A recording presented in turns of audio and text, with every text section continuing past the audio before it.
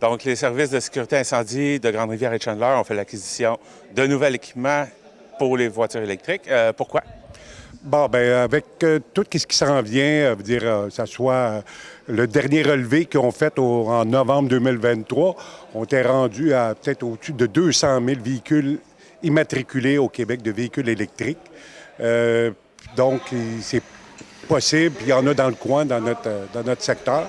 Puis il y a des gens de l'extérieur aussi qui viennent, qui circulent, les touristes. Donc, les possibilités d'incendie de véhicules électriques sont là. Donc, on a acquis un équipement.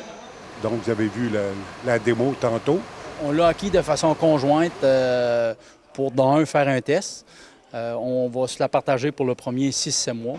Et après les fêtes, on va faire l'acquisition d'une deuxième couverture pour couvrir l'ensemble de notre territoire avec 2 points de service, Chandler et Grande-Rivière. Est-ce que ça a été acquis par obligation? Non, pas par obligation, mais pour rendre service aux citoyens. Donc, advenant, comme je dis, un incendie de véhicules électriques près d'un commerce, on sait que les dangers que ça peut occasionner, parce qu'avec l'expérience des autres services d'incendie un peu partout à travers le monde, les incendies de véhicules électriques sont très difficiles à éteindre. Là, pourquoi? C'est parce que la batterie se trouve dans un caisson étanche. Et pour nous, les pompiers, il faut atteindre ce caisson-là et le refroidir, qui est quelque chose qui n'est pas facile. Donc, puis pour empêcher la propagation, on installe une toile par-dessus. Entre-temps, on envoie un jet sous le véhicule pour le refroidir. C'est nos interventions lors de feux de véhicules électriques seront beaucoup plus longues, ça durera plus longtemps, en raison du caisson de la batterie qui est difficile à atteindre. Donc, le jet que j'ai vu qui a été utilisé pendant la démonstration, est-ce que c'est quelque chose que vous aviez déjà ou qui fait partie aussi de cet équipement-là? C'est un équipement qui fait partie du concept, parce qu'on parle d'un concept ici. Donc, c'est une lance qui a été conçue pour complémenter un peu l'usage de la toile. Donc, la lance est à profil bas qu'on insère sous le véhicule, qui va venir refroidir le caisson avec les batteries. Puis ça va durer 2, 3, 4, 5, 6 heures même. Il faut attendre que ça refroidisse, mais on n'est quand même pas certain qu'on va compléter l'extinction. On parle plutôt de contrôle et de diminuer les risques. C'est la problématique avec les incendies de véhicules électriques. C'est parce que les dangers de réignition sont là. Donc, il y a des services, ils l'ont vécu, ils pensaient d'avoir éteint.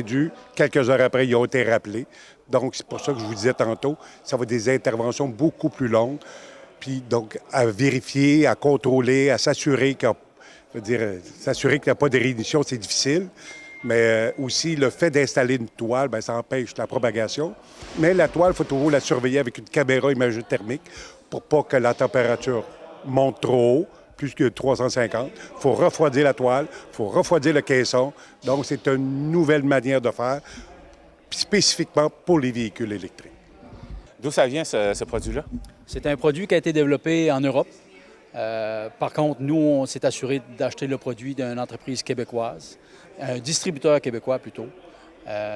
On a fait l'acquisition conjointement pour justement, on le dit d'entrée de jeu, c'était pour s'assurer que c'était fonctionnel, que nos pompiers s'habituent avec cet équipement-là. Et on prévoit en début d'année 2025 en acquérir une deuxième. Là, le test, vous l'avez fait avec une camionnette. Est-ce que c'est la taille de véhicule jusqu'à laquelle on peut aller pour l'utilisation de...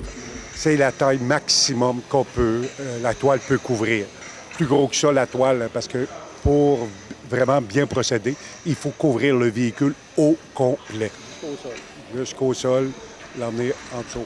La toile, si on y fait attention, elle est bien utilisée, est bonne pour au moins une trentaine d'interventions.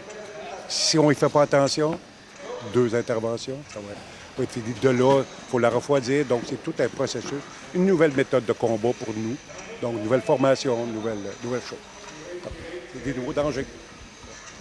Bien, on va souhaiter que ça ne soit pas utilisé, mais si jamais c'est le cas, bien, au moins les services de sécurité d'ici vont être équipés. D'ailleurs, vous êtes en tout cas, jusqu'à preuve du contraire, vous êtes les seuls dans l'Est du Québec à posséder ce genre d'équipement-là.